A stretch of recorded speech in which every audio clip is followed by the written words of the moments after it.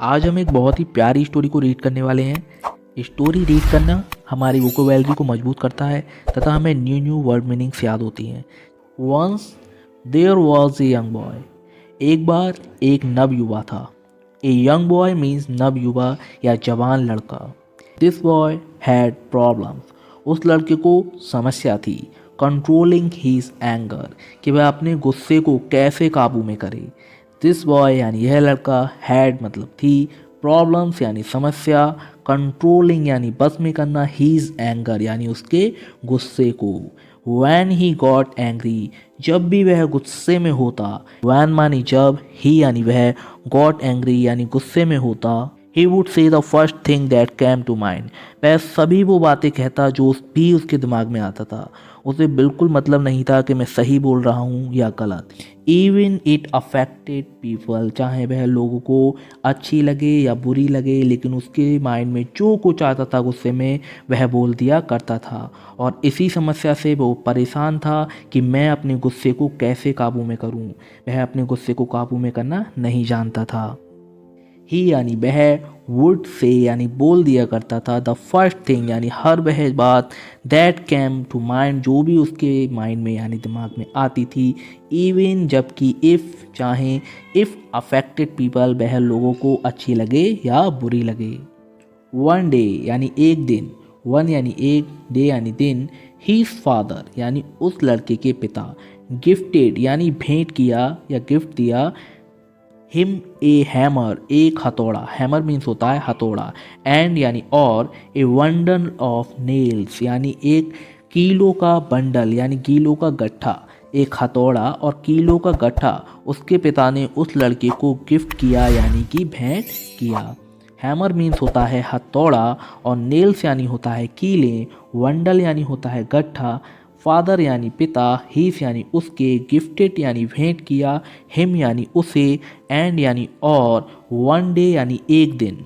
Then sad और फिर कहा, वैन एवर जब कभी भी, यू यानी तुम, गेट मैड यानी पागल हो जाओ अपने गुस्से में, जब कभी तुम्हें बहुत तेज गुस्सा आ रहा हो, hammer A nail into the backyard fence, तो हथौड़ा लेना और एक कील को पीछे, हमारे घर के जो बैकयार्ड होता है उसे कहते हैं पीछे घर के बाड़े में यानी फेंस में एक कील गाड़ देना, यानी एक कील को वहाँ पर ठोंकाना। जब भी तुम्हें गुस्से में बिल्कुल पागल हो जाओ और तुम्हें बहुत तेज गुस्सा आ रहा हो तो किसी से कुछ मत कहना, जो भी तुम्हारे माइंड में आ रहा हो तुम्हें कुछ नहीं बोलना है, पीछे घर के जाना है और बाड़े में एक कील को वहाँ पर गाड़ के आ जाना है। जब भी तुम गुस्से में बहुत ज़्यादा पागल हो जाओ तो तुम्हें यही प्रक्रिया करनी है।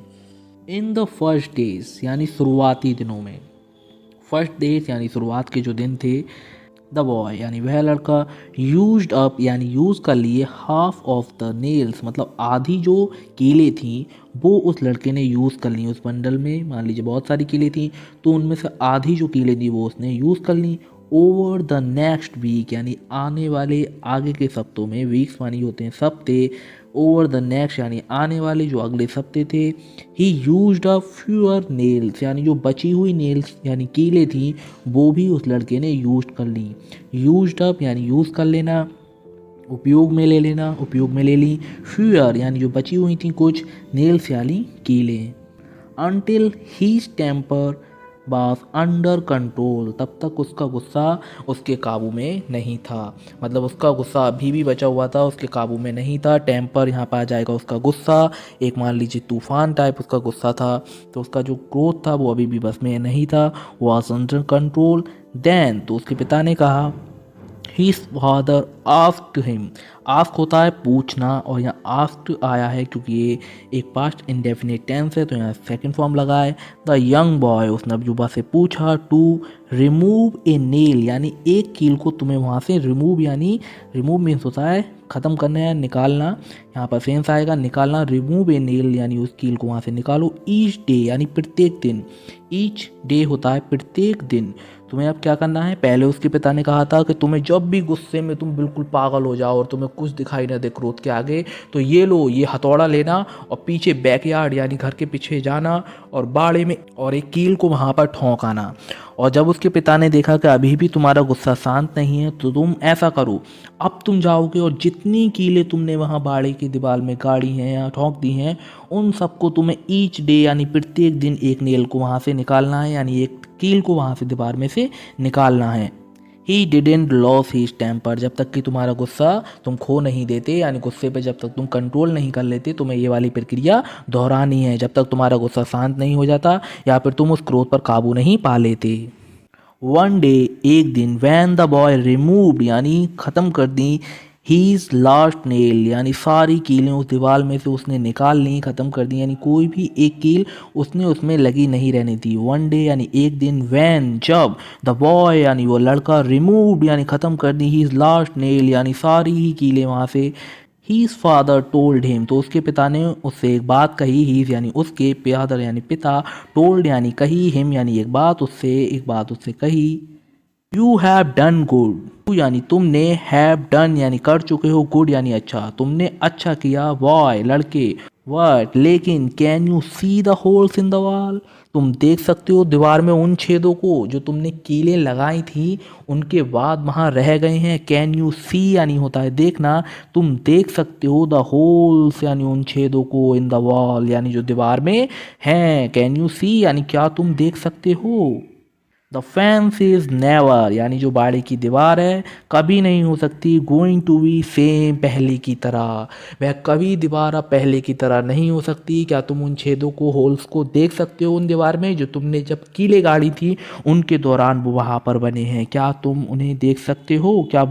लाइकवाइज उसी तरह, वैन यू से मीन थिंग्स, ठीक उसी प्रकार, वैन मानी जब, यू से मीन थिंग तुम मीन थिंग्स बोलते हो यानी बहुत ही बेतुकी बातें गुस्से में बोलते हो, अजीबो गरीब तरीका से बोलते हो, लोगों को बुरा बुरा बोलते हो, इन एंगर यानी गुस्से में, you will leave A scar, तुम एक छाप या थप्पा वहाँ छोड़ देते हो उन बुरी बातों का, लोगों के माइंड पर, लोगों के दिल पर एक थप्पा यानी स्कार मानी होता है धप्पा, छोड़ देते हो। लीव यानी छोड़ देना, यू विल तुम दोगे, क्योंकि जब भी हम क्रोध में किसी शख्स से बुरी बातें कहते हैं तो वो उसके माइंड में, उसके दिल पर छप जाती हैं एक प्रकार से एक धप्पे की तरह। फिर उसके बाद चाहे तुम कितनी भी अच्छी बातें कर लेना, ठीक उसी प्रकार तुमने मान लीजिए किसी कील को एक दीवार में पहले तो ठोंक दिया, उसके बाद चाहे तुम उस कील को निकाल लेना, लेकिन उस कील का जो होल है वो वहाँ रह जाएगा और तुम उसे कभी भी रिपेयर नहीं कर सकते।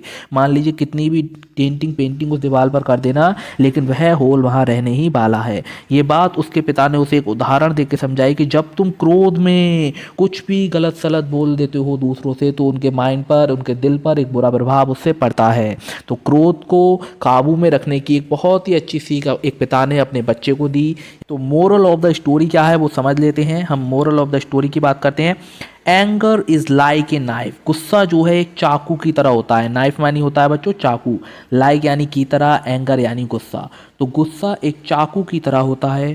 One of the most dangerous weapon, जो कि एक बहुत ही खतरनाक हथियार है। वन ऑफ द मोस्ट यानी सबसे ज़्यादा, डेंजरस वेपन यानी बहुत खतरनाक हथियार है। वेपन्स मानी होता है हथियार और डेंजरस मीन्स होता है खतरनाक, जो कि एक बहुत ही ज़्यादा खतरनाक हथियार है। वैन यू यूज़ इट, जब तुम उसका यूज़ करते हो, वैन मानी जब, यू यूज़ इट जब तुम उसका यूज़ करते हो, द वाउंड्स यानी जो घाव होते हैं, विल हील मानी ठीक हो जाएंगे, वट द स्कार्स रिमेन लेकिन उनके निशान रह जाते हैं। मान लीजिए हमारे हाथ पर अभी कोई चोट लग जाए तो चाहे वो चोट एक दो दिन बाद ठीक हो जाएगी, जो वाउंड्स है उसका घाव वो हील हो जाएंगे, मानिए ठीक हो जाएंगे, लेकिन द स्कार्स लेकिन उस चोट का, उस घाव का जो निशान है वो रिमेन यानी रहने वाला है हमेशा के लिए। हमारे में कोई चोट लग जाती है तो कैसे उसका निशान रह जाता है। कोई भी हमसे पूछता है कि ये चोट आपके कैसे लगी थी और आपके यहाँ कैसे कैसे करके निशान है, मान लीजिए फेस पर हमारे कोई चोट लग जाती है उसका निशान रहता है। ठीक उसी प्रकार से गुस्सा है, अगर गुस्से में हम किसी को कुछ बुरे शब्द बोल देते हैं तो वो शब्द हम कभी वापस नहीं ले सकते, चाहे हम कितनी भी कोशिश कर लें, और उनका एक स्कार यानी धब्बे की तरह उसके मन पर वो छप जाते हैं। तो हमें कोशिश करनी चाहिए कि जब भी हमें गुस्सा आए तो हम कुछ भी किसी को गलत सलत ना बोलें, अपने गुस्से पर काबू रखें। गुस्सा एक तूफान की तरह होता है जो कि जब आता है और उसके जाने के बाद बहुत सारी तबाही मची होती है। तो चलिए फिर मिलते हैं अगली स्टोरीज में। इस स्टोरी से आपने क्या सीखा, कुछ न्यू वर्ड सीखे तो उन्हें नीचे कमेंट कर दीजिएगा। स्टोरी अच्छी लगी हो तो इसे लाइक और वीडियो को शेयर जरूर करना, चैनल को सब्सक्राइब भी कर लेना। मिलते हैं अगली वीडियोज़ में, तब तक के लिए धन्यवाद।